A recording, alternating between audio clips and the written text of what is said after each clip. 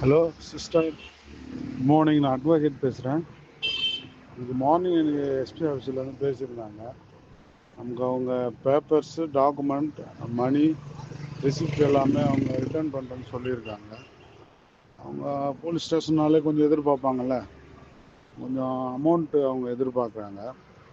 பார்த்தீங்கன்னா அவங்களுக்கு நீங்களாச்சு இல்லை உங்கள் கார்டியன் செல்வன் அவர் ஒரு 15 இன்னைக்கு ஈவினிங்குள்ளே போட்டு விட்டிங்கன்னா நான் எல்லா ப்ராசஸுமே முடிச்சுட்டு ஜனவரி 2 மணி, ரிசிப்ட்டு எல்லாம் டாக்குமெண்ட்ஸ் எல்லாமே அவங்க ரிட்டர்ன் பண்ணுறேன்னு சொல்லியிருக்காங்க.